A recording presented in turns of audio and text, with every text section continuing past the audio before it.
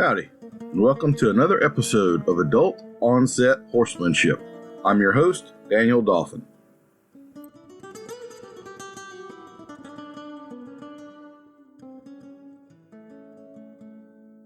I did want to let y'all know, if you have been following me and enjoying some of the bit information that we have got, we have a new online course that's being released. It has only been available up till now in a masterclass version that is like 30 hours long. We are now going to release the original 6 modules of that course, which does include the bit video, but a lot of add-ons as well as a 70-page study guide that goes along with the course.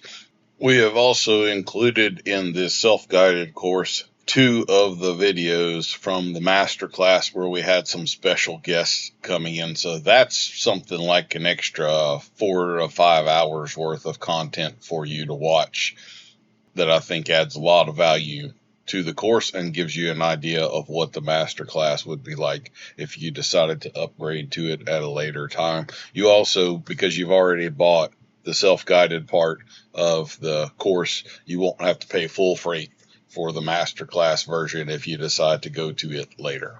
If you're interested in checking that out, head over to thebitcourse.com. We will have a link in the show notes to the specific page with the self-guided course if you're interested in more information. At the very least, I would encourage you to get on our subscriber list for the newsletter. I do send out pretty regular emails with some tips and things, and that's not stuff I share on social media. That's all exclusive to this particular newsletter. So anyway, check it out. I think it's well worth your time and money, and it does cover way more than just the dry bit mechanics and stuff you may think it has. It's got a whole lot in there about how to use your hands, how to apply this bit in practical terms versus that bit, kind of the differences between them, the things this is going to help you with versus that. So it isn't just mechanical kind of stuff. It's a lot of very practical information as well. I'm very pleased to be joined today with Miss Maddy Butcher. She owns Cayuse Communications, which is an umbrella website that also has her newest offering, All Nice, the High Country Outsider newsletter, Horsehead, Knicker News, the best horse practices, and much information she sends out there. Well worth your time to get on all of her newsletters. Maddy is a professional writer. She writes op-eds for the Washington Post, as well as her newsletters. She is the author of several books: Beast of Burden, A Writer's Reader, Science, Sense, and Sentiment, as well as Horsehead, a book that I reference quite a bit, Brain Science, and Other Insights. Maddy is the founder of the Best Horse Practices Summit. She has formerly been the producer of the Best Horse Practices podcast, which just recently came to an end. And I consider her a good friend. We also just spent some time together riding horses, and we're going to talk a little bit about that today. Maddy, how are you this morning? I'm well. Thanks for having me, Daniel. Always my pleasure. Well, we're going to throw a few lightning round questions at you. Remember, these are for points and prizes, so you want to be on your A game. All right? Yes, sir. If you were a Jedi, what % chance is there that you would misuse the Force? 0. Okay. I could have made a Lord of the Rings reference, but you confided to me that you actually listened to that to put yourself to sleep. So I wasn't going to bring that one out. Morning or evening? Morning. How long do you dunk a cookie in milk? What a good question. Let me see. Half a second to a second. Okay. If people don't recognize Clark Kent because of his glasses, do you think his optometrist knows his real identity? Certainly. What's the best horse movie? I get Horse movies to me are like horse races. And I get really scared watching horse races because I don't want horses to be injured. So I always check to make sure that no horses had to be put down in, say, the Kentucky Derby, and I'll watch a replay of it. And I get very wary of horse movies because inevitably something tragic happens and is horrible.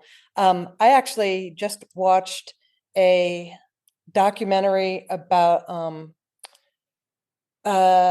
indigenous teenager that was training in the Indian relays, which are one rider and 3 or 4 horses. It's a crazy event, and I want to say it's specific to North America, but I'm not sure. And this was a documentary. Daniel, I'll get a link to it because I don't even know the name of it. I don't recall the name of it, but I'll get the link to it and share it with your listeners. It's really, really fun. Okay, that sounds interesting. What skill or technique do you not have with a horse that you admire in someone else and wish you did have? Is there any particular area you're trying to grow your skills? I know you do your own trimming and you're riding and cowboying and all of that stuff, but is there a particular thing you'd like to open the door on you haven't yet? Feel. It's the kind of thing you and I were talking about this last weekend. Randy Riemann said to me that there's a scale. People go from unconscious incompetence to conscious incompetence to conscious competence to unconscious competence, and which is to say that you can never learn enough. And I have a certain amount of feel, but I certainly don't have the feel that you have, and I aspire to have more feel and to be able to get more done that my horse can be happy with.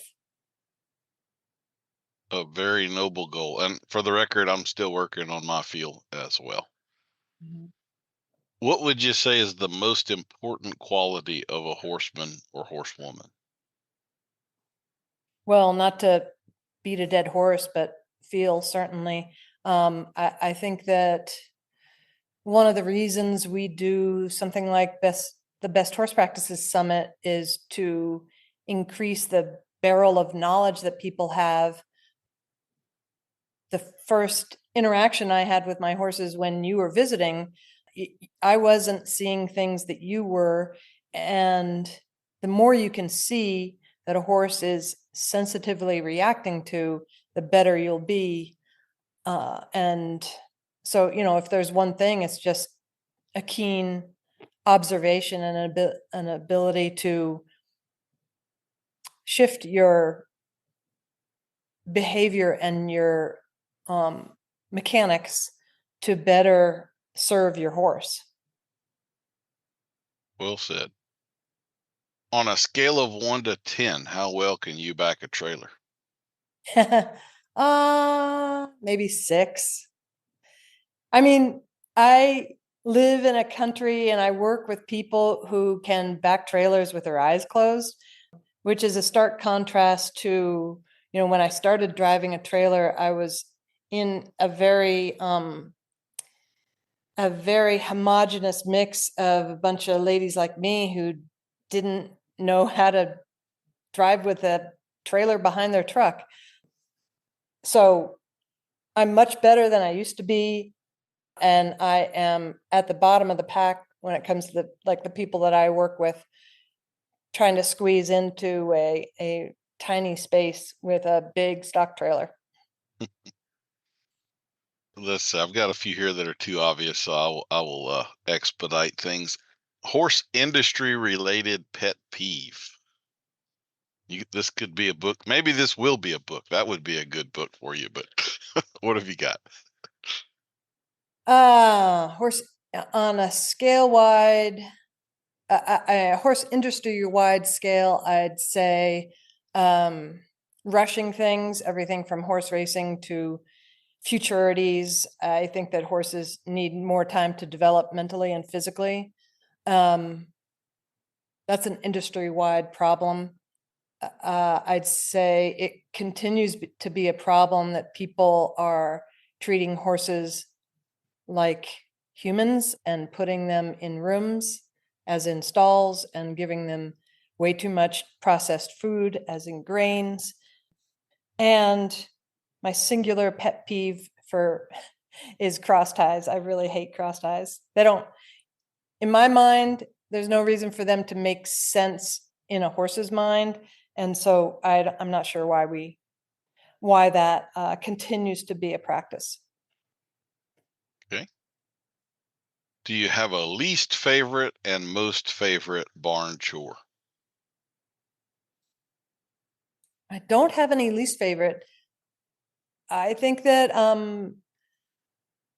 I used to muck stalls a lot for a living, as well as in my own space. Now I just drag a dry lot, but mucking manure is very meditative. Mm-hmm. So that people turn their noses up at mucking manure, but I don't. Mm-hmm. It is the kind of thing you can get lost in for sure. Right. Crunchy or smooth peanut butter? Crunchy, please. All right, I'm with you on that one. Would you tell us something unexpected about you? And knowing you, that could be a pretty deep pond, but so what have you got? Something that people don't know about me. Geez, what do people say, Daniel? I don't know. I think you're pretty much a mysterious figure to most. So just about I could think of 100 things probably that would shock a lot of people about you, but just pick one. Okay. I guess that my kids would call me a little nutty because I recently acquired a fourth dog.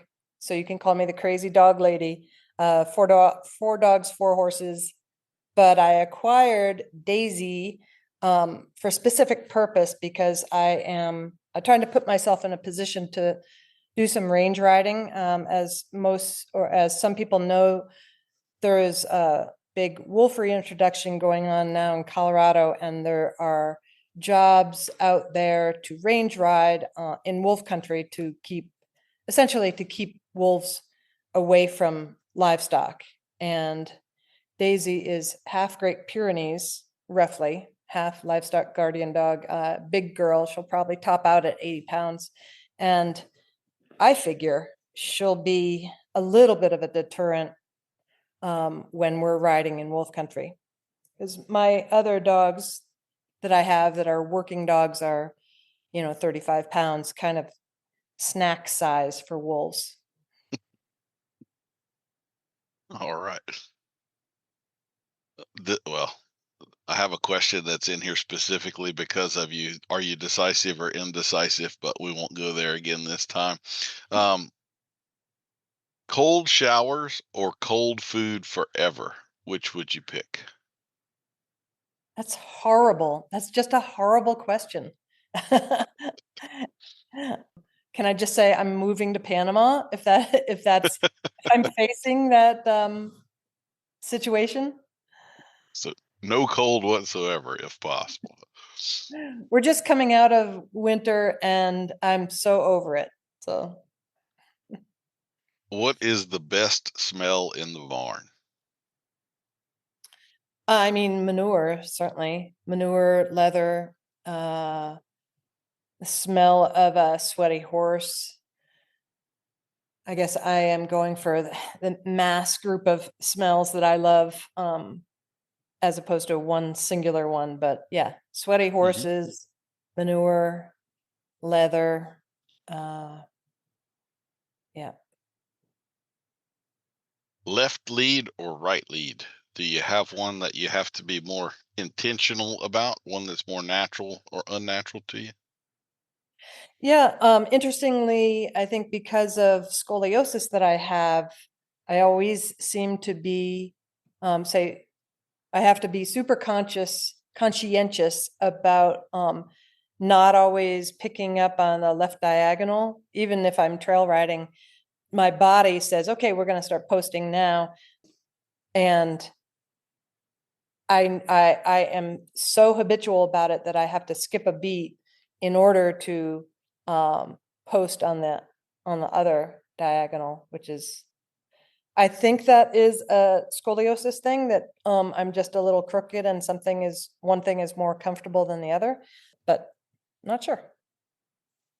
I actually have the same problem, but it comes for me from riding racehorses for years and always going the same direction and everything. But yep.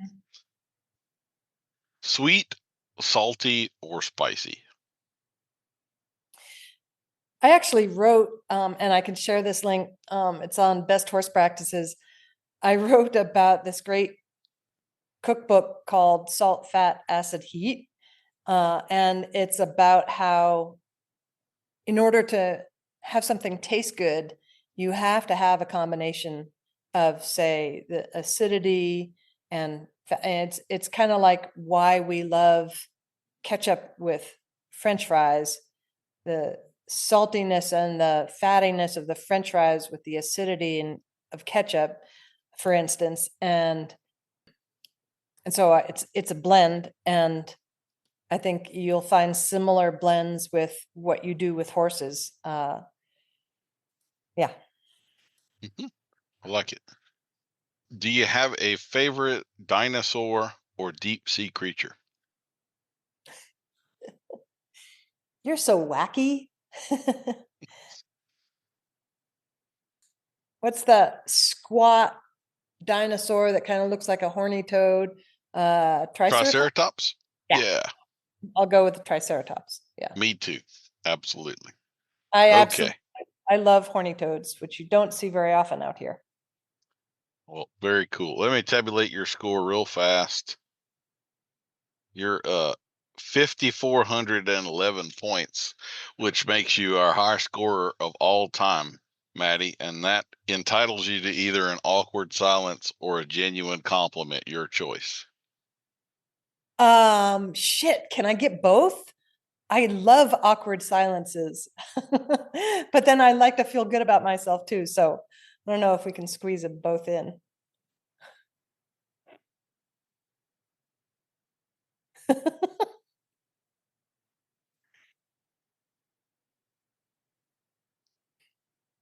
There's almost nothing better than a good awkward silence. So I want to thank you for picking that one.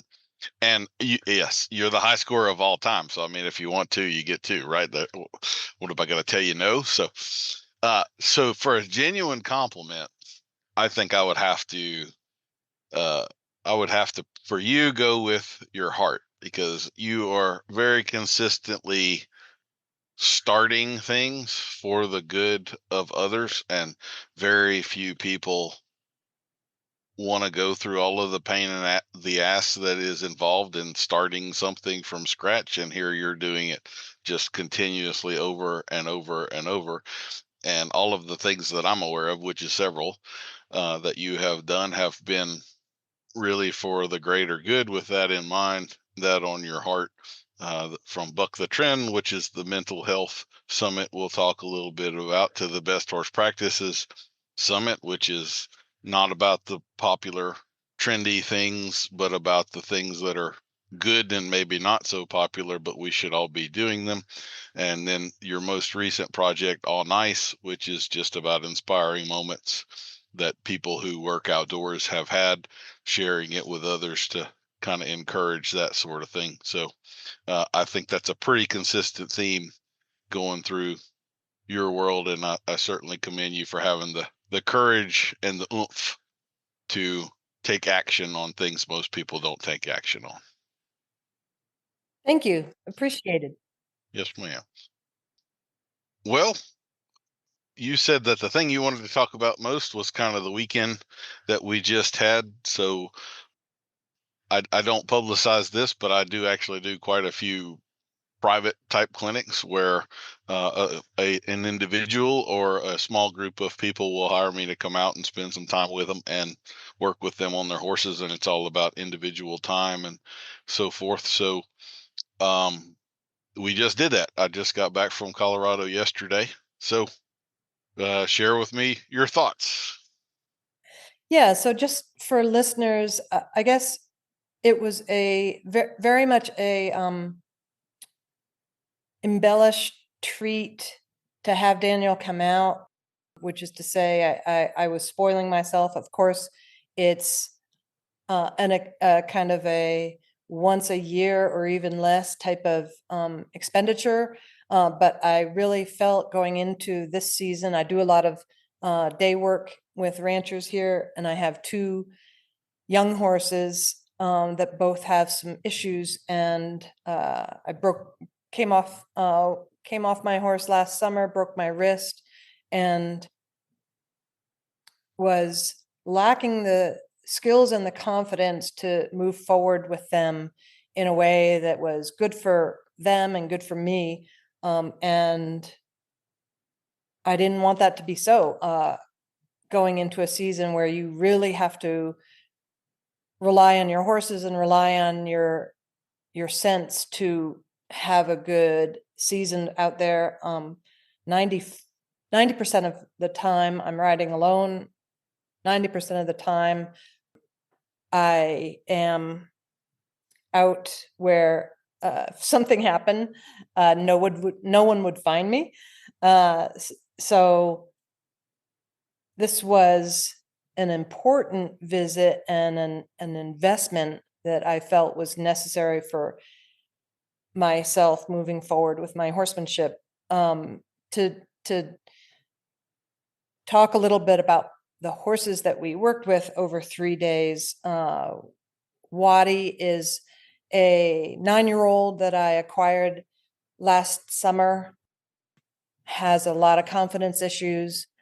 He's been, I think you'd agree, Daniel, in describing him as a horse that was kind of rushed through any foundational work and just was fairly braced and fairly unconfident with what he was doing.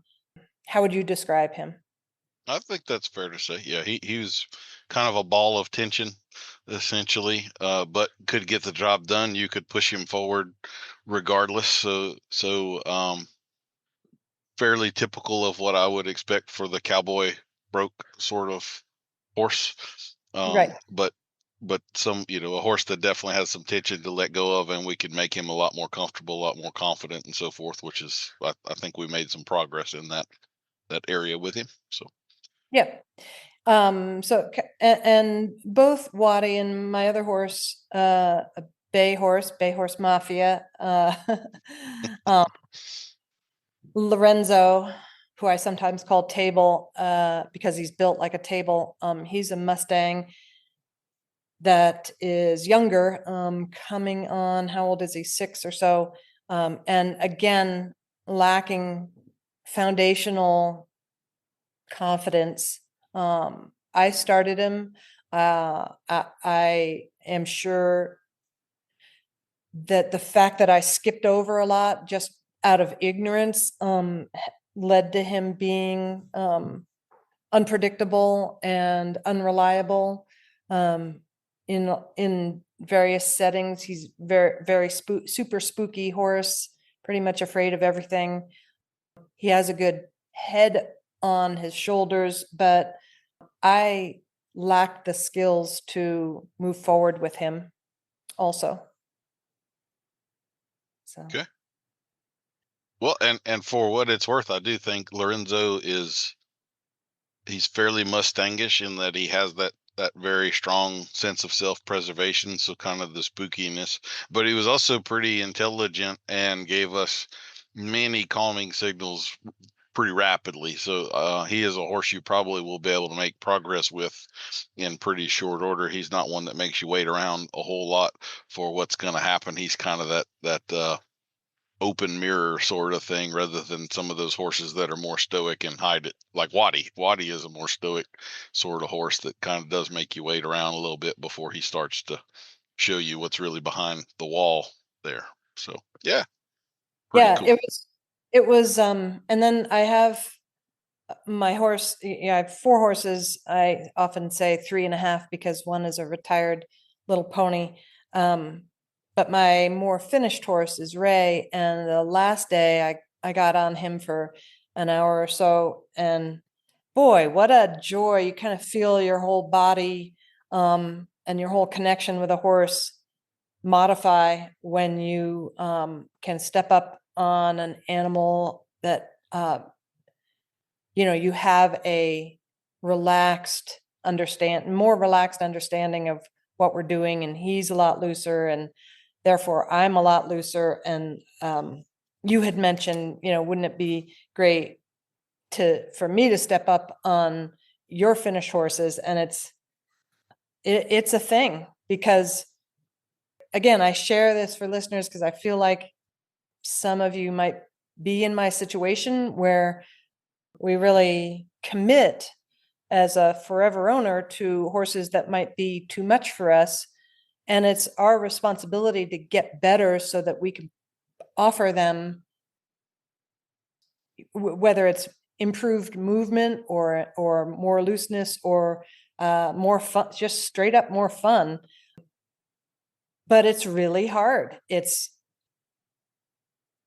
I had a like a Garmin watch on me, and we could have seen the difference in my heart rate or blood pressure, riding Lorenzo versus Waddy versus Ray, it's no joke. And of course the horses feel that, so it's almost a self-fulfilling prophecy when your brain says, okay, let's do some good work with this young horse, but your emotions are like, I really don't want to come off, and I don't want to reach out of my comfort zone. And again, self-fulfilling prophecy of just being a little wad of tension. So I thought you were really great in translating what I needed to do for me so that I could do a lot of the handling.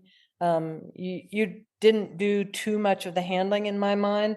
You did almost no riding of my horses. So I felt that was an important model for me. I mean, I don't think I would have gone to a clinic where the clinician is doing all the riding on my behalf, because it's important to have those bodily experiences. And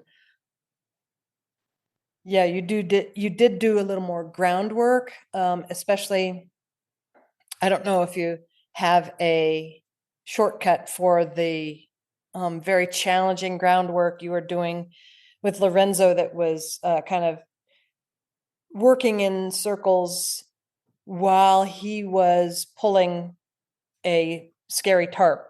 Do you have a shortcut for what that exercise is? No, not really. And that's not something like. We do that in colt starting clinics, and I do that when I'm working, but it's not something I generally show the public, because obviously they could get themselves or a horse hurt taking things to that degree if they don't have the skills and so forth. So Yeah. So that was an example where I was pretty confident that I would suck at that exercise, but I still wanted Lorenzo to have that experience, so that he could better downregulate in that situation. So in that case, it was a great idea for you to take the reins, as it were.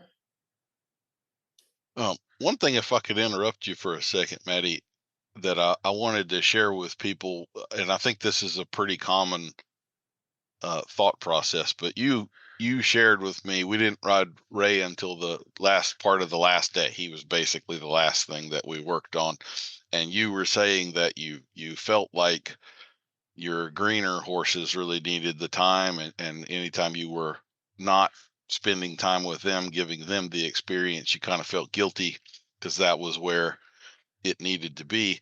And what I said to you was, but you're part of the equation too, and you have to recalibrate yourself. So you need to take the time to get on the soft horse and feel the confidence. And just like we talk about horses being stuck in the sympathetic nervous system, if every ride you make in the course of a year is on a horse that you're a little bothered about, that's going to change the way you ride, so you need to get on the safe, comfortable, confident horse and get yourself down regulated and remember what that feels like. And then you can go back to the green horse with that in mind, kind of recalibrate yourself, know what you're aiming toward. Because if all you do is ride the green ones, you can get lost a little bit, or allow things to seem normal that shouldn't, because you're trying to aim at this ideal. So I did want to share that. I thought that was a good learning opportunity for everybody.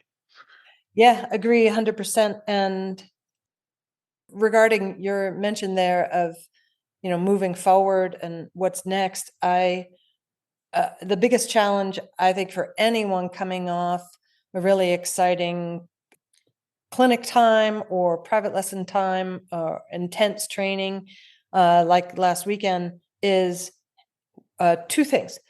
How do I reinforce and encourage the new patterns, one in the actual horsemanship and the riding that you're doing? We worked a lot on legs, and it can be confusing, and especially if you're trying to develop new patterns, it's tough to be confident that you're doing it right. So developing new patterns, with your horse, but also developing a new pattern in committing to improving your horse partner relationship, whether it's a green horse or a softer horse.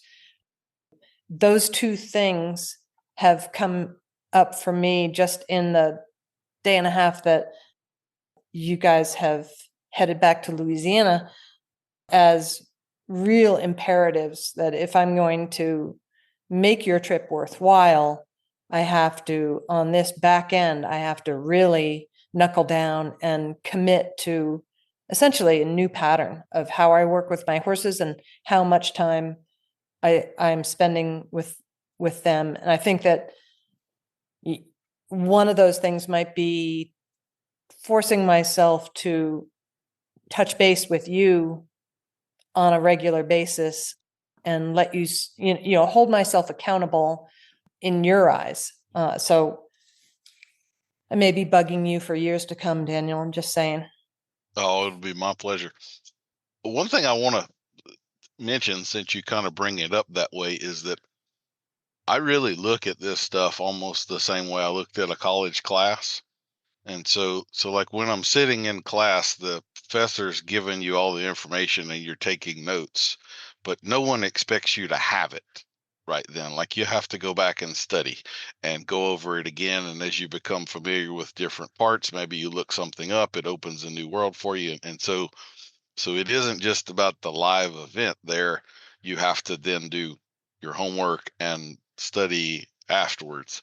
So one of the things I'm really big on with clinics and things like we did with you, at the end of each day or early the next morning before we start again, I'd do a bunch of voice notes in my phone to remind me of what we cover. And then I will kind of download all that and type out a bunch of notes for you to remind you of everything that we went through, which really winds up being pretty extensive for the most part. For the average clinic, that'll wind up being like 20 or 30 pages worth of notes. And to me, that is probably more valuable than the clinic itself, because there's only so much you're going to retain from what we did live. But then as you're reminded of it, you go back through it in your head, you get a little more familiar with it, you study on it. I really kind of view it like when we get done with something like this or a typical clinic, you've got like 6 months worth of homework to go do to master the things that we worked on in the clinic. I in no way expect you to master it on Saturday, but 6 months later, you should you should have changed significantly, so. I was excited when you said that that was your practice, and I'm really looking forward to those notes. One thing that I am aware of with just my observations of the horse community over the many years is that there's so many different ways that people learn, and unfortunately, I feel like the horse industry doesn't necessarily cater to the different ways that people learn. The clinic setting is nerve-wracking, and I'm not convinced it's the best way for people to learn. I think that, again, Randy Riemann told me if 20% of his clinic students are actually showing up and learning and really engaged, then he's pleased. So a lot of people show up to clinics, it being a social event, or whether they want to show off a little. I just find the clinic setting to be difficult. And vis-a-vis our time together, I knew that I definitely needed to incorporate some downtime and some dwell time. And yeah, that makes it a little more time consuming in terms of how much you can squeeze in. But really, at the end of the day, 3 days, I just felt overwhelmed with information, and it was a good thing.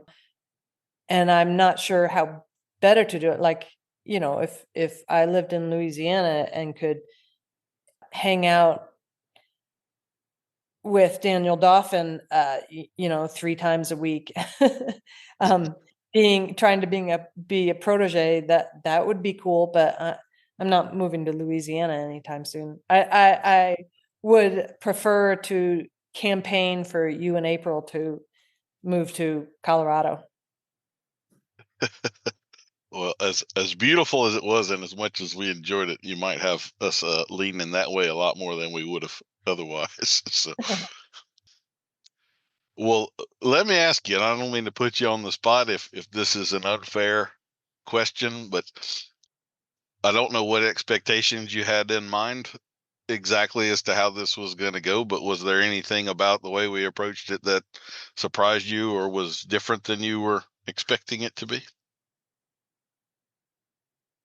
I think the big eye opener was that in order to fix the lack of confidence in both Wadi and Lorenzo, I really have to back up. And I think I was hoping that I could move forward from where I was and that I would be in the saddle a lot more last weekend. But I totally understand that in order to move forward, I really have to back up with more foundational stuff that wasn't offered to these horses years ago. And it doesn't mean I can't ride them, but it means that I need to work on the quieter, slower, more almost remedial stuff that has been ignored for years. Make sense? Yeah, yeah. And I would say for what it's worth, that's a very common scenario. It's not great, but it is typical that people will give me a list of things they would like to work on during a clinic or something, and then when you get the group in front of you, you realize that they're missing things that are needed in order to do this grand goal that they had. I've had clinics that were supposed to be specifically on working on lead changes, and half the people in the clinic didn't actually know their leads. And we can't work on the goal when we don't have the sub skills to get there. So that's very, very common. And I appreciate your grace in handling that, because I know there's probably always going to be some disappointment associated with realizing that you have to back up and redo some things or do some things for the first time that weren't done.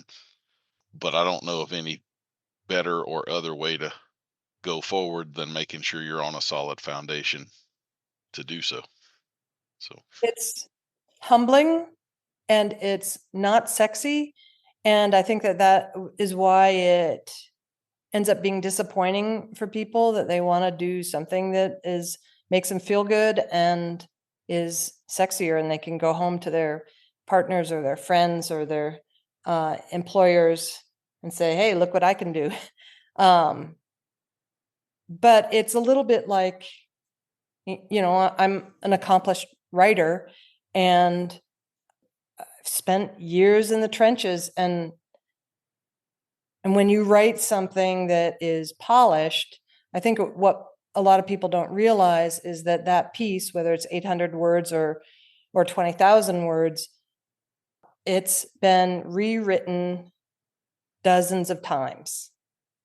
And specific words have been contemplated, even specific punctuation has been contemplated, as well as the grand scope of what you're actually trying to say and how you're trying to engage with people. Those questions and those struggles have been dealt with for hours and hours and hours. So I get it. It was just like, oh shit. It's not it's the old adage of going slow to go fast. hmm well, I was for one pretty pleased. So I don't know if this is I think you're open to sharing this, but a couple of the problems that you had were horses that the two younger horses maybe a little prone to sitting back at times, and so we did a lot of work on how you approach them and waiting at certain spots and making sure they were actually comfortable with your approach and everything you were doing.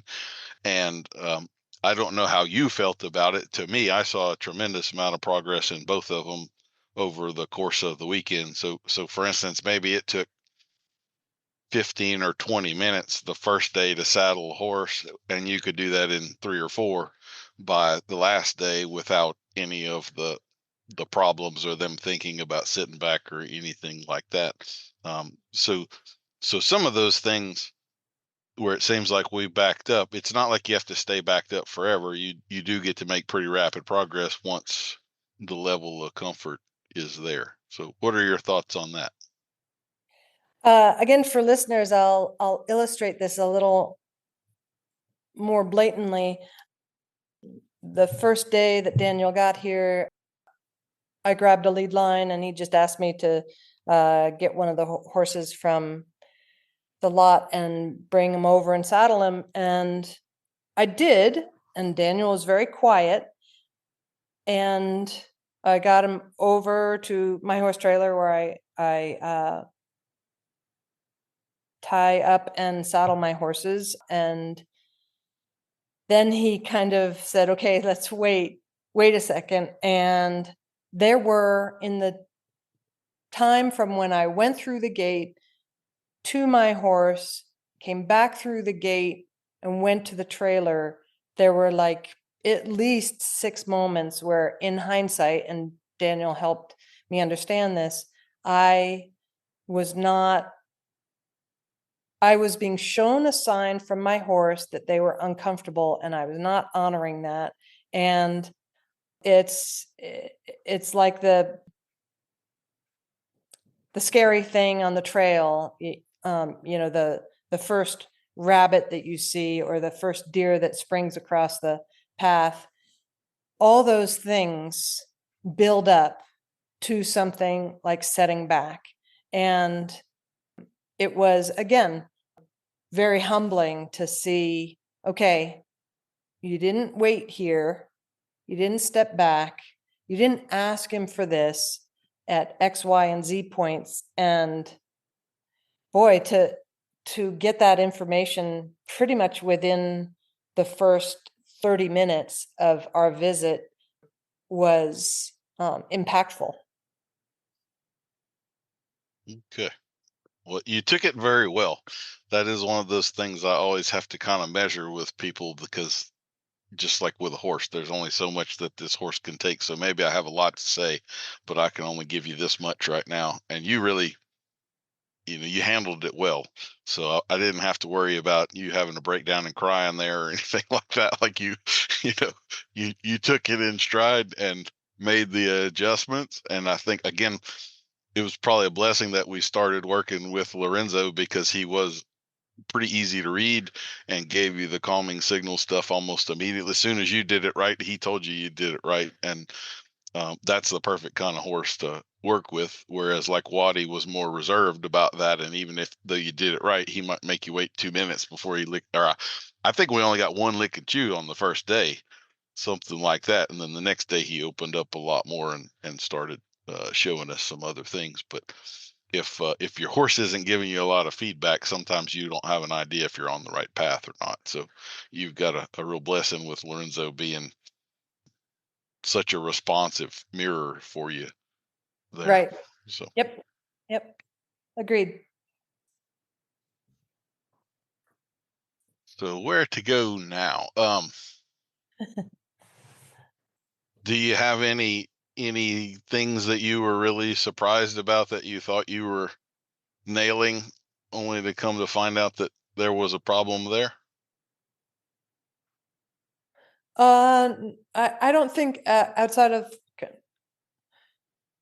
the overall perspective of needing to shore up foundational elements and really foundational connection. Yeah, I guess in hindsight, that's not surprising at all. I think that we all like to imagine we have good connections with our horses. And of course, it's humbling to realize that we could do much better. So, When I said that, I kind of had something specific in mind, and I don't mean to embarrass you with this, but to me, I think you were kind of surprised at how one-sided they were. I didn't think that you realized you weren't doing as much stuff on the right. And I thought, again, that was one of those things. Once you became aware of it and you started purposefully working on it, I thought both horses showed a pretty tremendous change from day one to day four, on the one-sidedness part of everything. So, yeah, no, uh, I just spaced on that. You're absolutely right. and again, super common, super common. That's one of those things I always expect to find. One of the things I'm going to give you kudos on, I've always found this correlation. It's part of why I asked the dogs or cats question, which I didn't give you because you're obviously dogs. But people that have dogs and have actually trained those dogs, so they don't just have like a purse pet, kind of a fluffy 5 pound thing, but like you've got working dogs. To me, people that have that basis of experience always have a much easier time with horses, because some of the maybe unpleasant realities that those who overly anthropomorphize horses don't want to face, you've already conquered with regard to dogs. So like the fact that you need to be firm sometimes, and you need to not put up with some shit and say no, stop that. If you are under the illusion that that will never occur with horses if you do everything correctly, you are you're not living in the real world, I would say. And so that wasn't a problem that we had with you.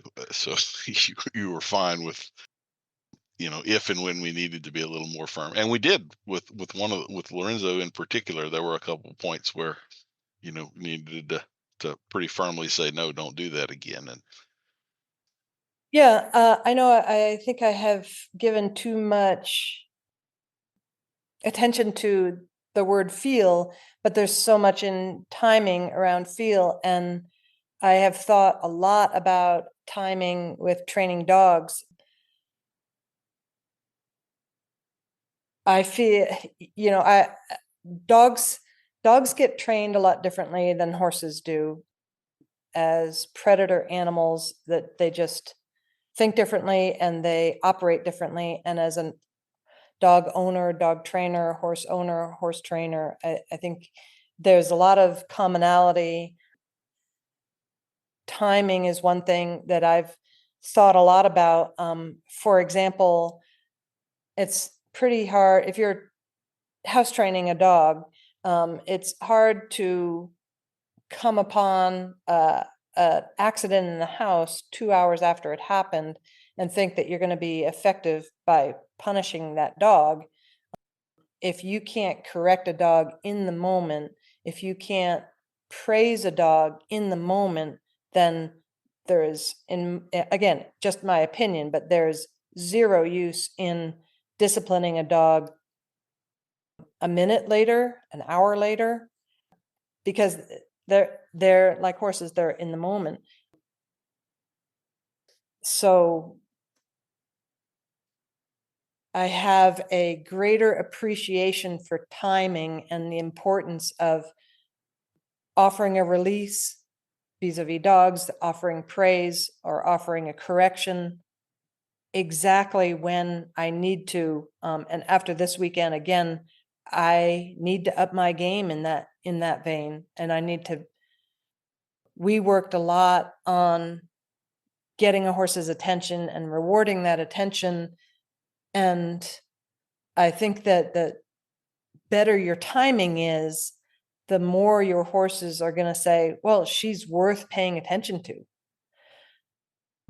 And that was a new, I guess it's not a new observation, but it's certainly a newly reaffirmed observation of how important, you really have to be present, and you really have to be thinking about how quick you can release when you get what you're asking for. And like you had said, Daniel, a few days ago, you can see that weight shift before you see the foot moving forward, for instance.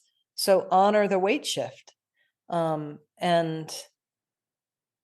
it's kind of like, I mean, I have disparaged cold starting competitions, but it's kind of cool when you go to an event like that, and you're sitting with someone, say a Daniel Dauphin, and if you could get a play-by-play of what somebody really good is seeing versus say what I see, or say my brother who doesn't know horses at all, the broad spectrum of what people are seeing and what people are getting excited about.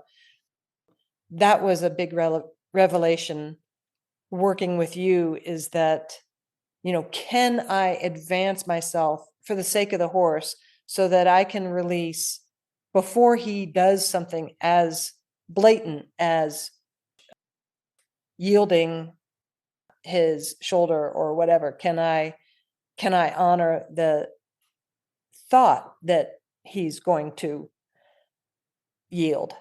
And that's pretty fascinating when you get to thinking about it. Well, I appreciate that. One thing I kind of do want to bring up too, there was a pretty consistent theme as we were working with these horses, and I do want to comment here.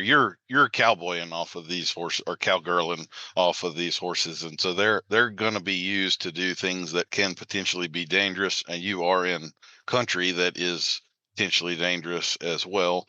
And so this is one of those areas I like to talk about because I think it is misunderstood and not ever spoken about in the way that it needs to be. And I see a lot of harm or potential harm done, and that is kind of the area of desensitizing, or what we call desensitizing. And one of the things that I see a lot is that people will work on a horse what they think is tolerating something to a point where it stands still, and it's more common than we realize that what they actually have rewarded and reinforced is the horse in the freeze response. And so they have a lot less tolerance there than they think they might have. We're fully into the sympathetic nervous system. And so one of the things I was trying to get you to do consistently, because this could be something your life depends on at one point, whether they're not actually comfortable with it or not, is to couple the desensitizing exercises with giving the horse a cue it actively has to engage in to participate. And so if we can get the cue and they will now do this and turn left or and go forward and go back or whatever the thing is, we know we're not in the freeze response. And so we know we have a horse that actually is tolerating this. And secondarily, if things are bad, he's used to the scary thing happening and you controlling him at the same time with obedience. And so when you pair that together, to me, it makes them so much safer and more reliable down the road. And I just don't hear people talking about that. I think that's a really important thing to be aware of and to be conscious of when you're working on your horse. I agree 100%. I think people don't talk about it because it's kind of a complicated idea. One thing we saw, and I'm going to try to explain this for the listeners, of a horse that is nervous about something. We're working in a round pen, for instance, and there's a tarp involved. And for the first few days, Lorenzo had a really tight muzzle. He was 100% sympathetic nervous system. He was being moved around. He was being, intentionally scared. I know there's a better word, but for lack of it, we'll use that. And just getting used to having something dragged behind him, for instance. And by the third day, he was working through that exercise while also licking and chewing. And the trot or the lope that he had was not panicked. It was reserved. And I was proud of him because he, and obviously, Daniel, you gave him the opportunity to feel controlled in what would otherwise be a scary situation. And, say, for instance, a branding situation where there's ropes being thrown and the potential for a horse to get caught up and there being big animals everywhere. It's super, super important in order for horse to be level-headed and safe. And that's definitely something that we'll be working on, definitely something that we have not had in the past. And I've had some scary incidents with that horse in particular where, what's the expression? If not for the grace of God. Yeah. Mm-hmm. So yeah, that was a good, and I think you're right. Like I said, it doesn't get talked about enough because, yeah, I mean, why do you think it doesn't get talked about enough? I think it's just complicated. There's no sweet phrase that can surmise what that objective is in those situations. Well, my feeling on it is a little different. I don't think most people are really aware of it in that way, and I think it's the kind of thing I've only had the perspective to recognize and give words to in the last 5 years.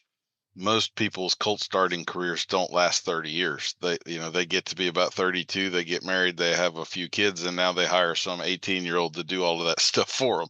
And so you don't have that many guys with gray in their beard or ladies with gray in their hair that are still working on the could kill you stuff and the desensitizing aspect of it. And all those years and all those horses gives you a perspective you don't have otherwise. And so I just don't think it's really appreciated by many people, and most of the people that are still doing that stuff, like I say, they're kind of on the younger side, and they're maybe too close to the tree to see the forest at that stage in their deal. But I think it's a really important thing to talk about. Like as we see on social media, I wish it would stop, but you have these people that want to post videos of the colt on the first ride bucking like hell in the round pen and looks real cowboy and all of that. But I can see a lot of those horses when they go to step on them, that horse is clearly in the freeze response, and obviously the first step is going to be a big one.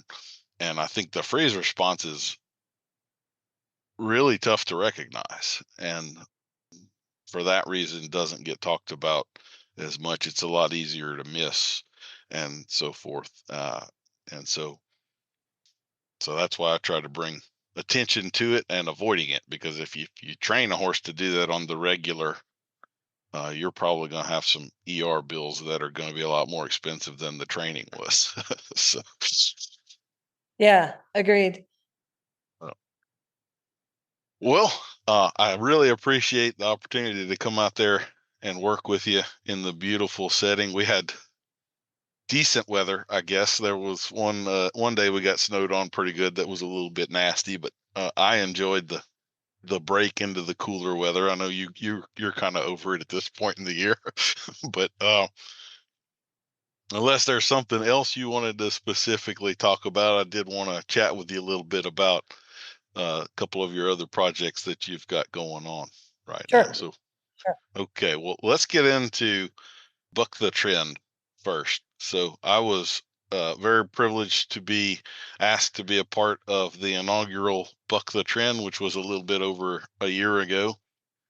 And it was probably, I think, not at all hyperbolic to say that it was a life-changing sort of experience. So why don't you tell us what the catalyst for all of that was, and what Buck the Trend is aiming at working on? Buck the Trend is a project that I started thinking about years ago. When I think back to Peter Campbell's death in, shoot, 2017 or 18,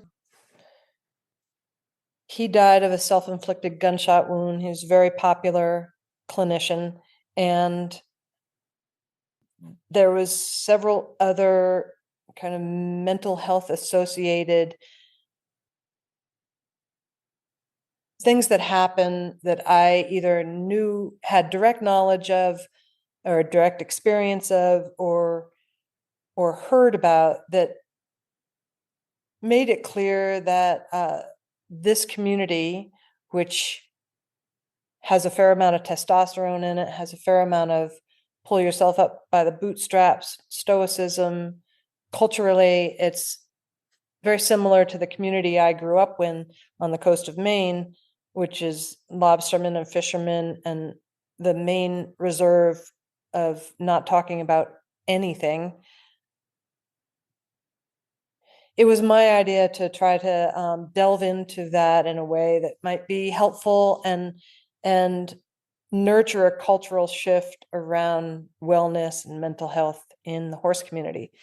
Buck the Trend, the first one, last February, thanks to a grant from the Lore Foundation, as well as just a ton of sweat equity on my part, was about 20 of us who got together in what I'd call a pretty intimate setting with a facilitator, i.e. me, and two therapists, bringing together, and everyone that came was in the horse community, several ranchers, a few horsemen who are also cops, which was interesting. They're, certainly law enforcement has kind of parallel stressors.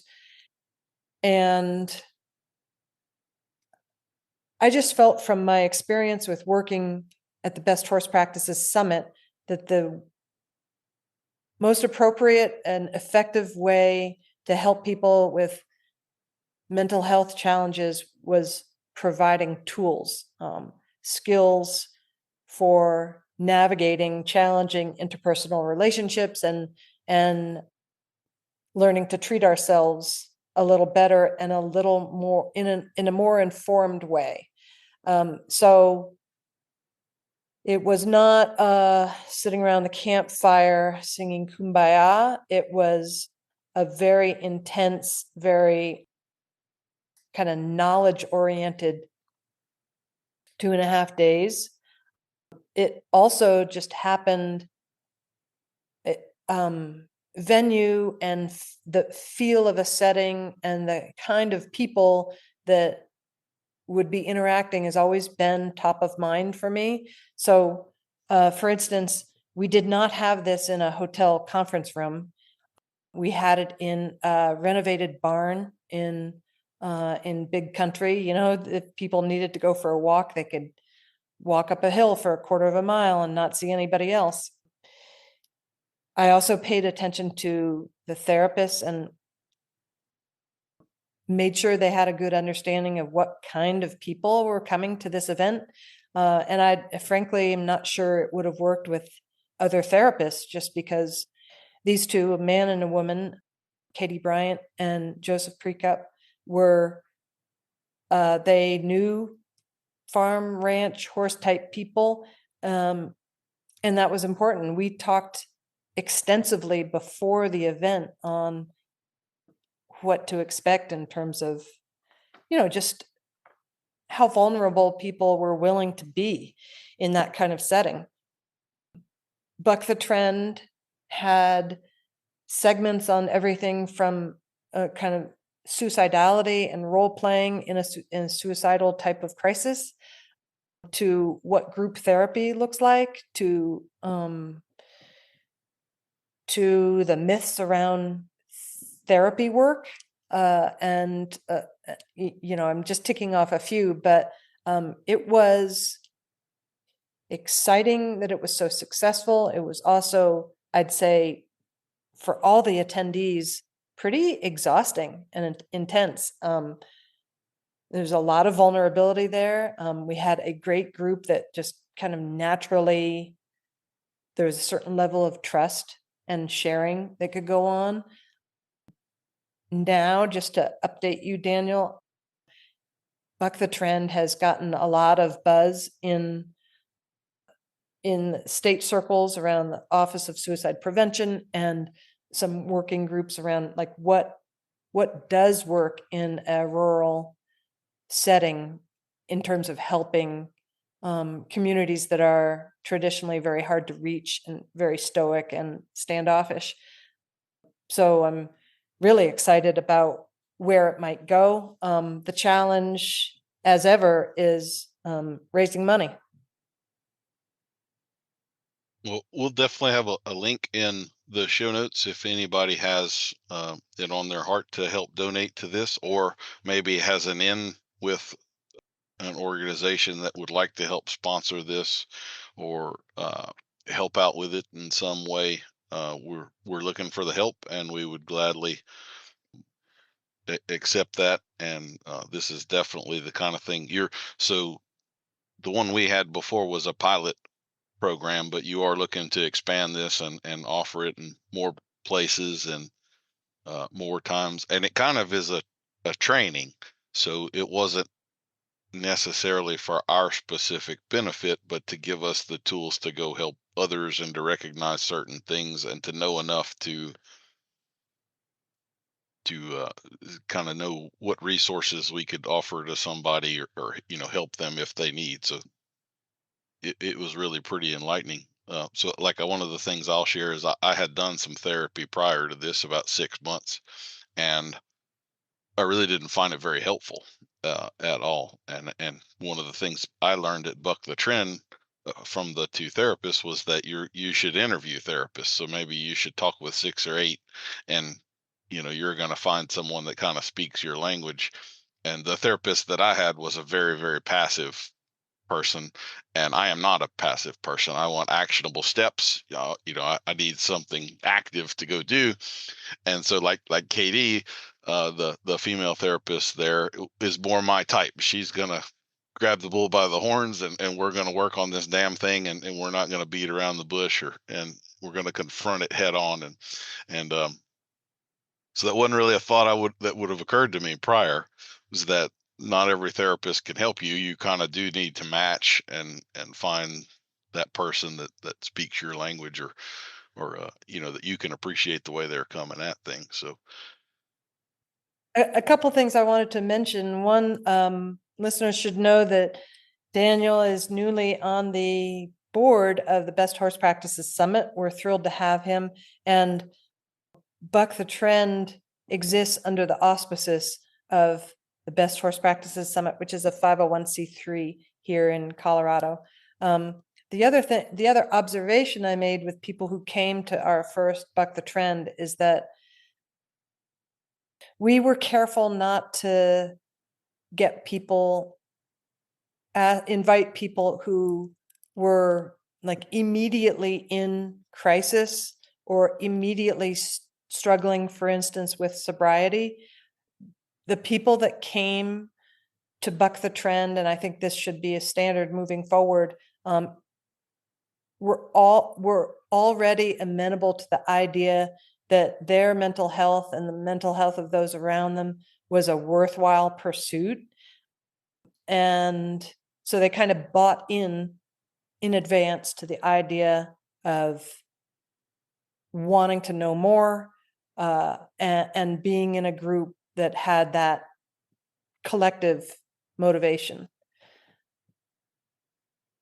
Well, I have to say you picked an excellent group, particularly like you said, the nature of what we do. We tend to be pretty stoic, kind of like your lobsterman. There's a certain amount of cold and pain that's associated with this, and you're supposed to act like that doesn't exist and it's not going on. We're all feeling it, so it's not useful information to talk about.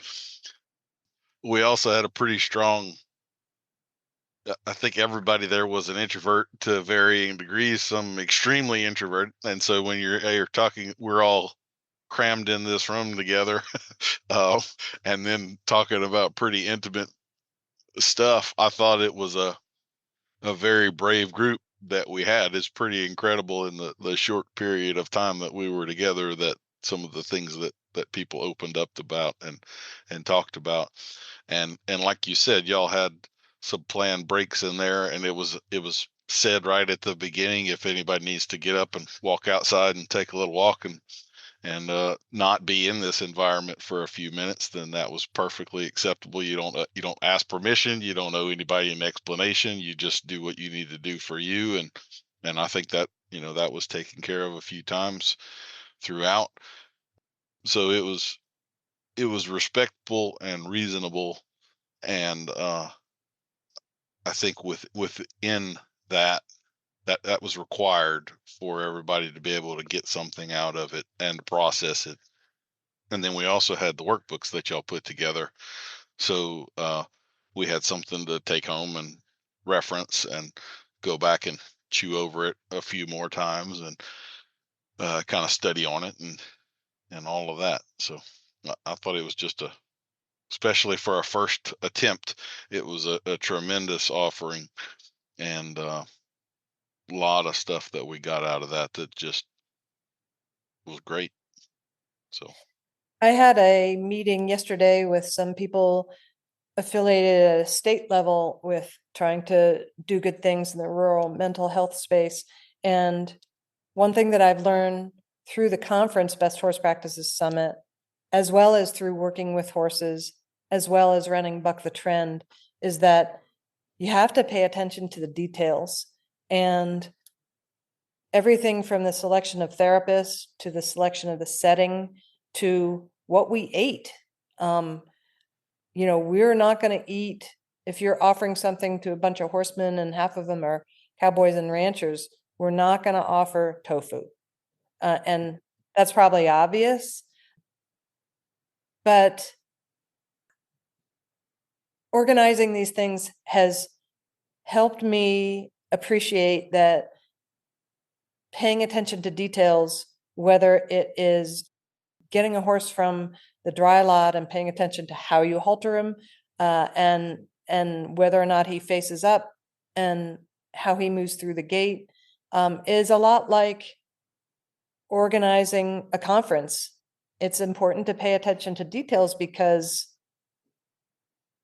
how volunteers treat an attendee at the Best Horse Practices Summit matters. And so, yeah, it's I kind of jazz on the details, Daniel. well, why don't we talk a little bit about the Best Horse Practices Summit? So we'll be having a mini summit this fall, which it'll be a little bit of a departure from past ones. So I would say I was privileged to participate in the last one in 2022, and it was a totally unique experience. I have never been to anything like it, and I would say intimate fits. I mean, it was. I came away with more contacts and networking and all of that stuff from that event, not just among the presenters, but like I know names and faces of the people that were there to watch us and met them and feel like I kind of know them when I left. It wasn't just, this nameless Joe Smith out of 8,000 people that came walking by your table or anything like, we had meals together. We did everything together. And so you really kind of know some of these people when you leave. So why don't you tell us a little bit about the summit that's planned for this fall? We're bringing it back to the Southwest. The very first Best Horse Practices Summit in 2017 was here in Durango, Colorado. Santa Fe is a bit bigger. It is the home of one of our presenters, Katrin Silva, who's been a presenter for several years. She does outstanding work, and it's at her home barn. Joining us will be Patrick King, Jim Masterson, yourself, Ben Longwell, and Katrin Silva. I'm excited about the lineup.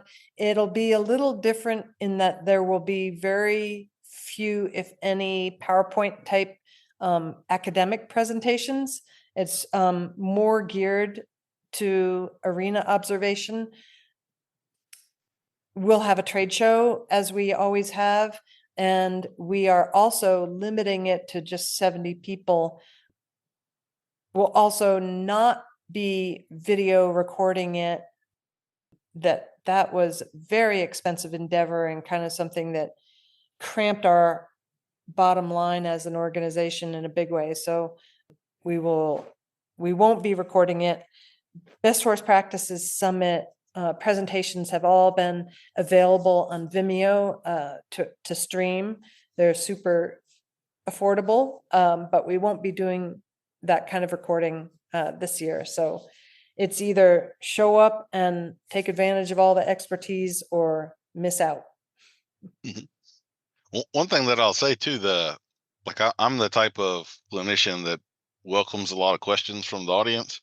And when you're doing the videoing and all, because we're mic'd up, it makes it a lot harder to take questions from the audience.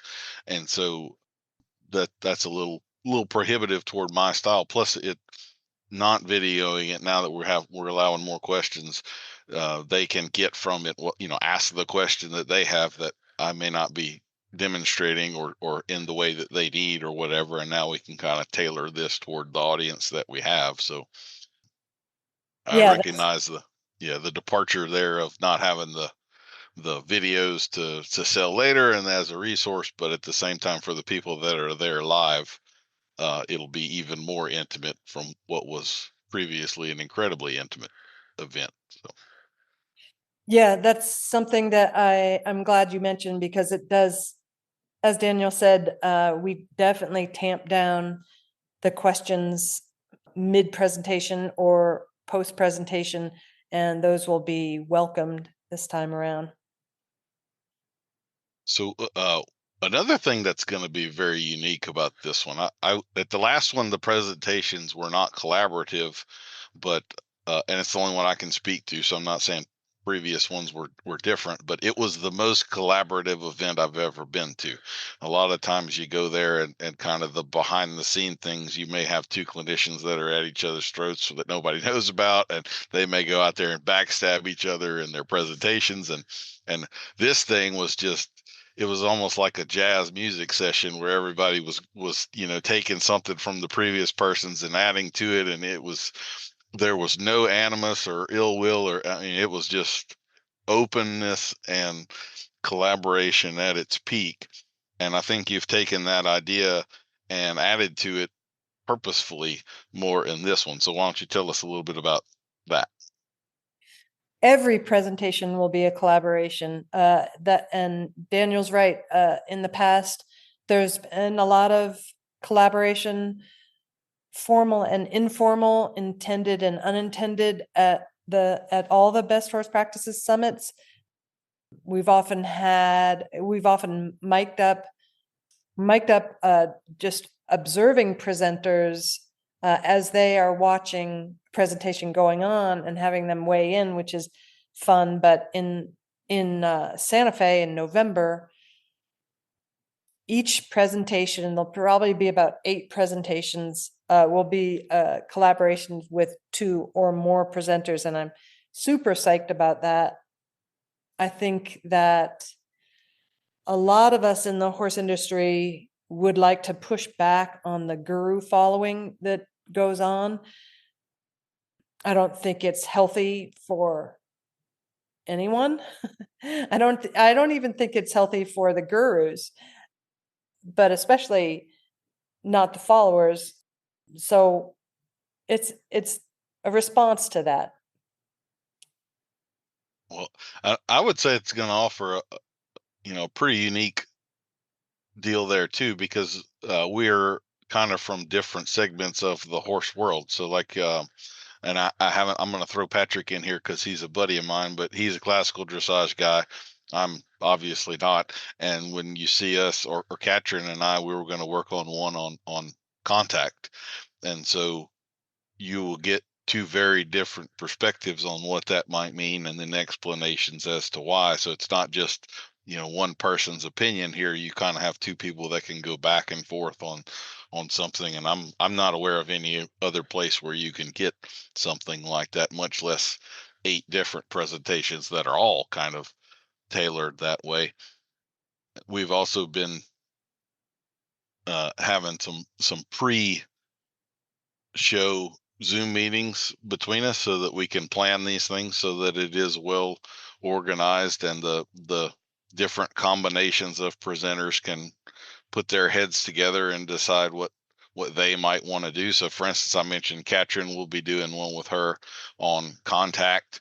I'll be doing another one with Ben Longwell on transitioning a horse from riding in 2 hands into 1 hand. He's going to come at that from the vaquero style, and I'll be coming at it from my own perspective. So I think not only is that unique, but it's also very helpful, because sometimes when you see that kind of stuff presented, it may be presented more as in the way rather than a way, and there are many roads that lead to Rome. So kind of having that perspective, I think, is very helpful and opening to the people who may not be aware of all the options that there are out there. So when you see some different options, you can more tailor your little Frankenstein programs however you see fit.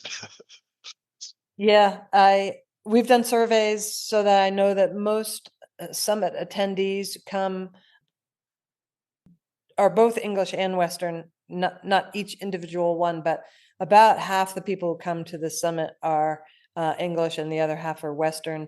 And keep your eyes, ears, and mind open, because there are helpful, there's a reason those disciplines flourish, and there are helpful tips and philosophies and comportments of any discipline really, but certainly English v Western for sure. So yeah, that'll be I was just thinking about the Zoom call we had in which you and Katrin talked about insights with contact, and that's going to be awesome.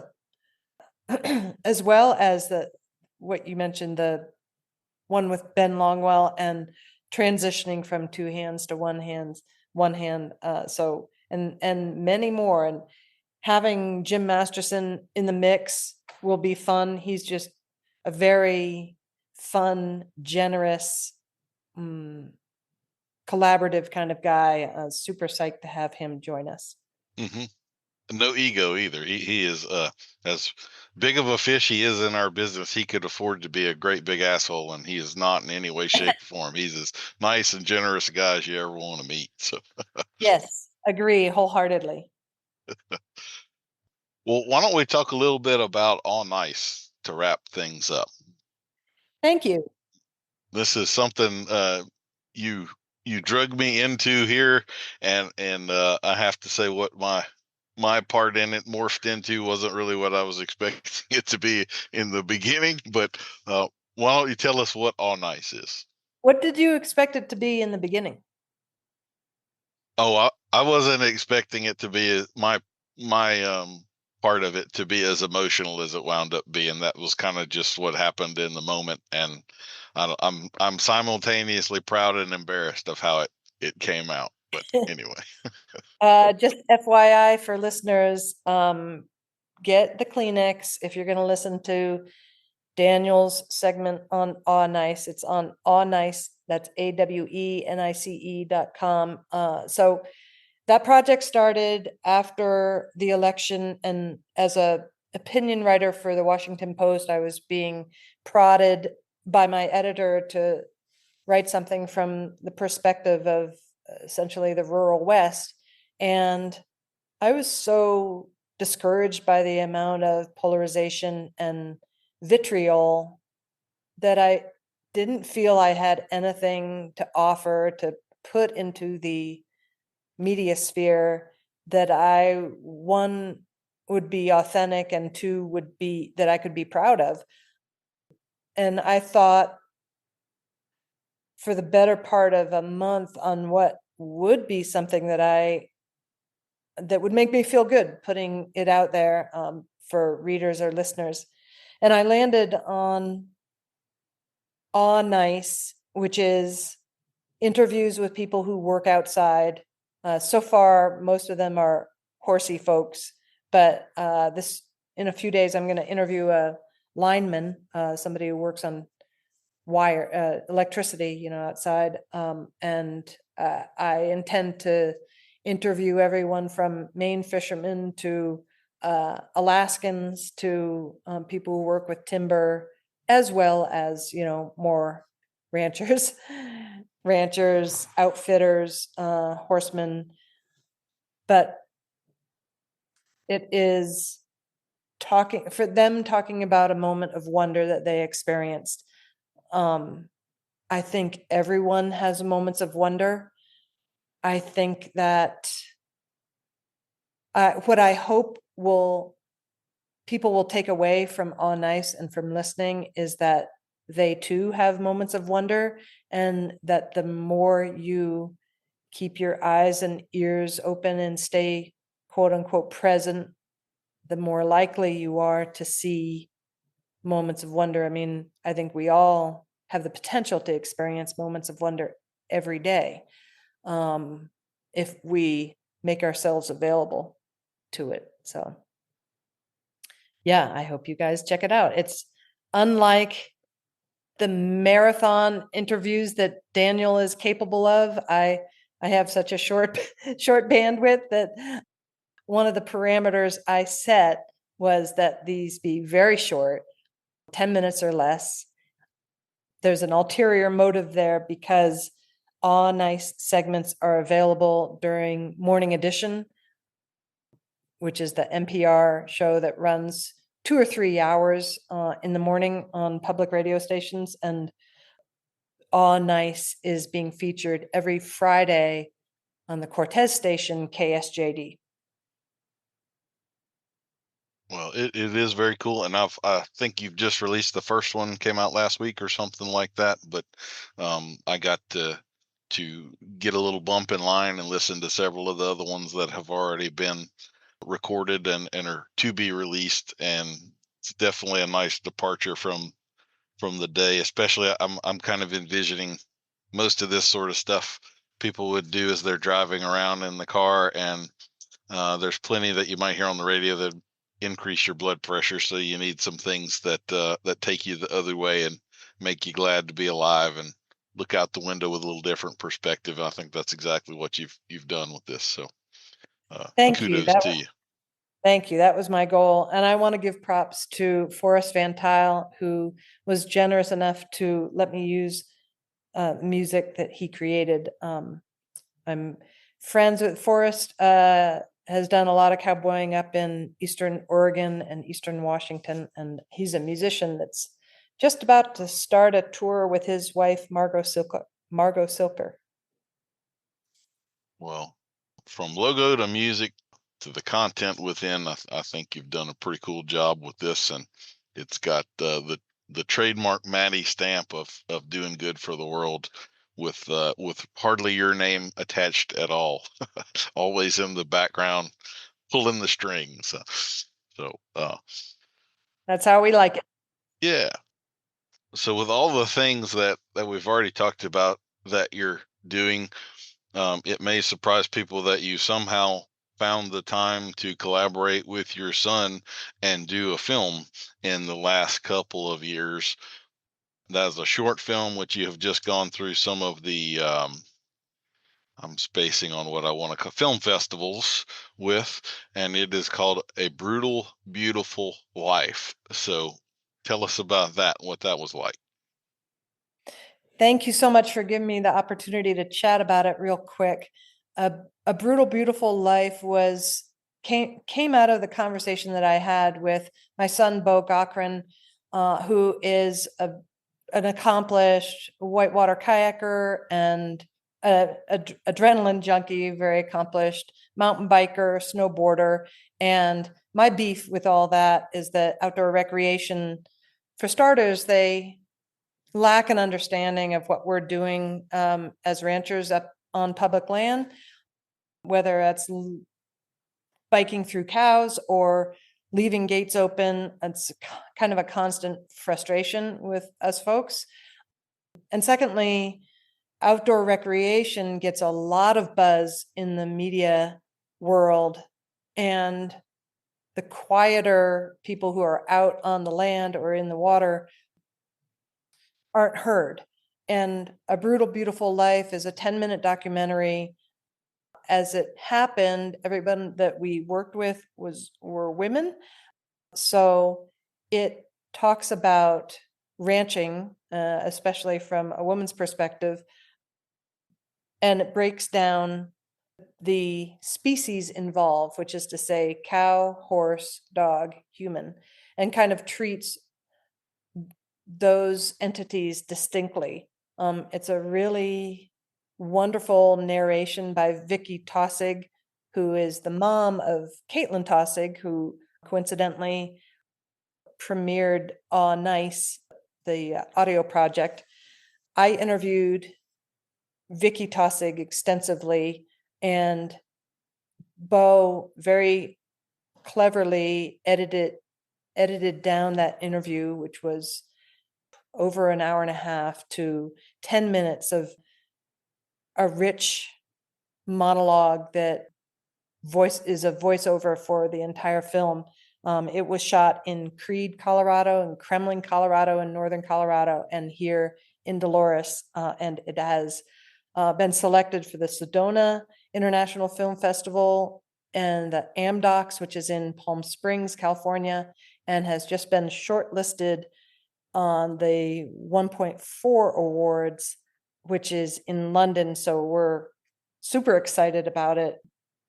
The film is incredibly rich and musical and beautiful, and we'll have a link to it I hope that Daniel, you can put a link in the show notes. Absolutely. Yep. And I was privileged to watch it with you. Both my wife and I sat there, and I think we all kind of had a little tear in our eye at one moment. It is only 10 minutes, but it is a pretty powerful film. And I can say I've done enough video and audio stuff that I am firmly at conscious incompetence. I know enough to know how much I don't know. And so I could see some of the trails that, like, I was in my head as I was watching it, I was seeing the Premiere Pro editing screen of all the different layers of the audio and the stuff. And I was like, wow, it's 10 minutes, but it's complex. Like, there's a lot going on in this thing. And the audio was great to have the voiceover, and you're hearing the wind through the pines and the dogs running and the horses' hooves and the cattle bawling and the streams in the background and all. I know how hard audio is, and that was no simple trick to get all of that and have it play together the way that it did. So it really, on all levels, is a phenomenal 10-minute documentary. One thing I wanted to ask you about, because you mentioned this when we watched it, your choice, because you are a writer, so this was not accidental, your choice of the word brutal, a brutal. beautiful life. So as you've taken this around to some of these film festivals, how have you gotten any pushback on that? And go. I am so thankful for you asking that question. The brutality that Vicky Tossig talks about when you listen to it is the discomfort, I think, that ranchers experience every day, the tough choices that have to be made. You know, there are some lives you cannot save.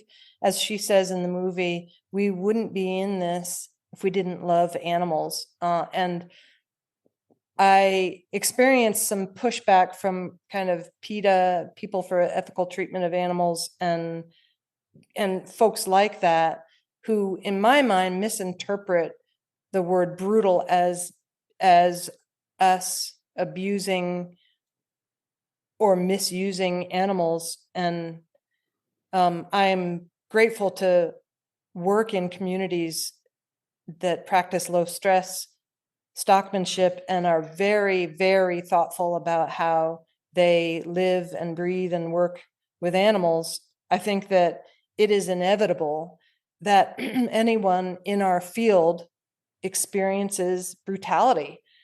And that's not to be confused with mistreating animals or being brutal to animals. It's that life hands you death on a regular basis. And a lot of that is unavoidable. I mean, my veteran dog, Monty, got really hurt last fall when we were beginning a 8-day long gather, and shit happens when you're in rough country, when you're working with 1,000-pound or 1,500-pound animals. Monty's a 40-pound dog, and he got injured and lived another day, but it was not for the faint of heart. And I think that all ranchers every day have to make decisions that may be closely or distantly related to life and death, but that's an understanding that they come to have, they need to embrace as just part of how what it is to work with animals. And I think that someone who is removed from that, who doesn't have those daily experiences, the decisions that you, Daniel, and I, and thousands of other people that work with animals have to make, there's a certain joy of working with animals, and there's a certain brutality in the tough decisions we have to make, the tough actions that we have to run out. And it's something that I found at film festivals that people simply aren't going to understand until you take them out for a day or a month into rough country with lots of dull days, sure, but moments of excitement that can be either heartbreaking or heartwarming. Brutality is complicated. It is. I think that it's part of the anthropomorphism that we have that is a major problem, is that divorce of reality. We think of the Mustangs and we revere them in all these different ways. They apparently have the best hoof care known to man, and all of these other things that we compare them to. They also have an average lifespan of 8 years. And when they die, it's not euthanized by a veterinarian with love and a great big last meal. It is at the hands of a mountain lion or drought or a pretty damn brutal ending.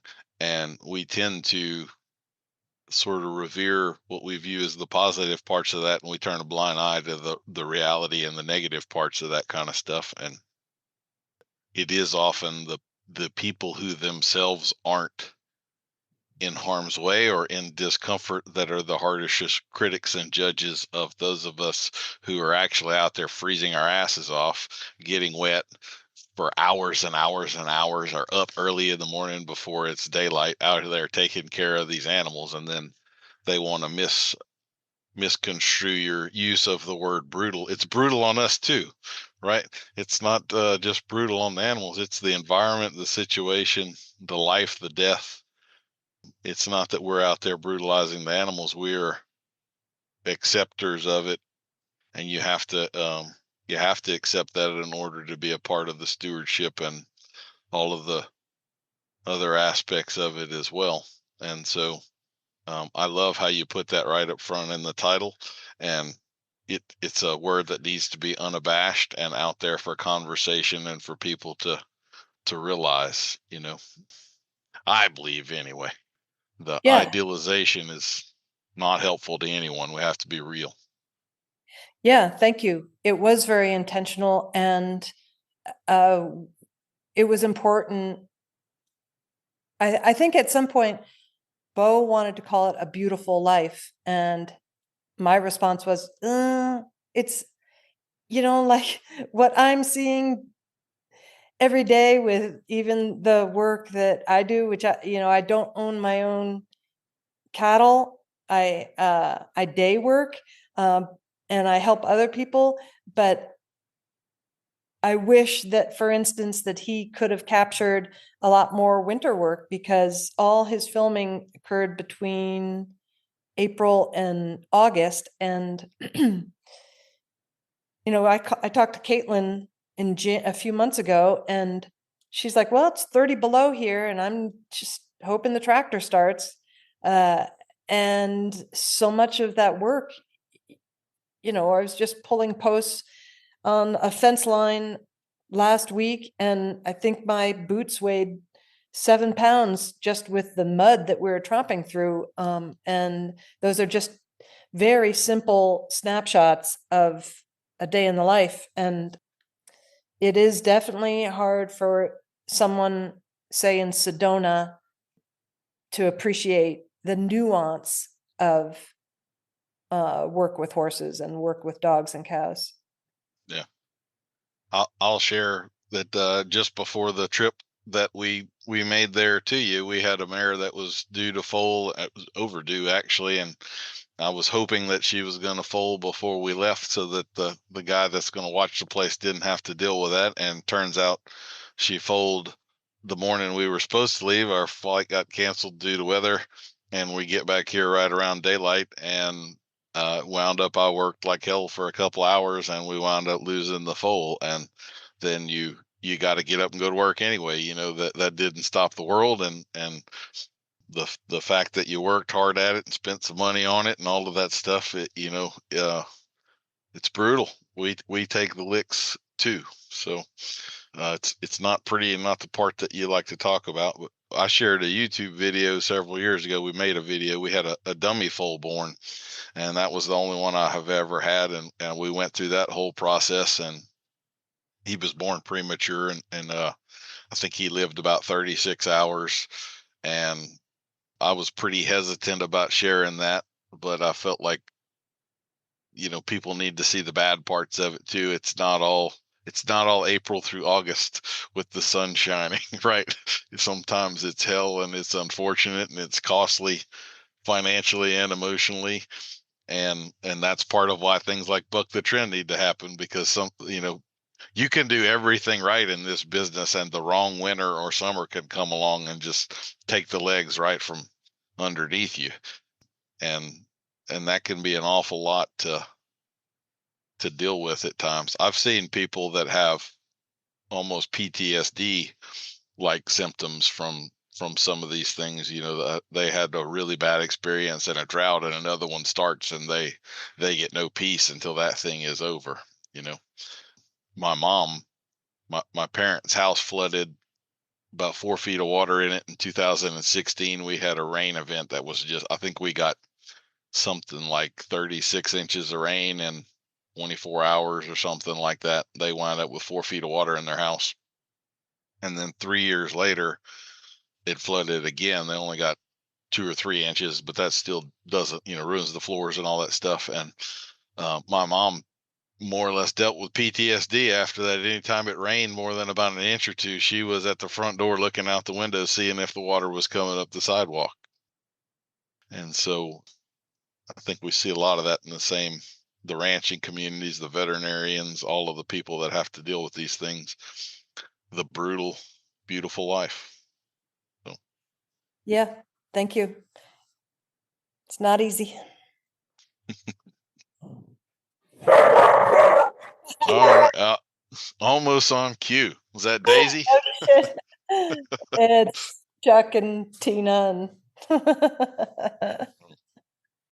Well, Maddie, is there anything that you want to cover that we haven't covered? I know you're almost an hour and a half in here now, so I know that's an eternity for you. it's a marathon for me, man. I know it's just a coffee break for you, but just a huge thank you, Daniel, for your attentive, thoughtful work on a one-on-one basis. That was a real big treat for me. And thanks for all the good work you're doing. Well, I hope it was. I know you were a little leery about it at first, and how that was going to go. I don't know if it wound up being what you wanted it to be, but I hope that it was definitely worthwhile to you, and gives you plenty to chew on and continue to work on throughout. So, Yep, you bet. I'm looking forward to your notes. Yes, ma'am. Yeah. Well, as always, thank you for your time this morning and all the wonderful things that you're doing.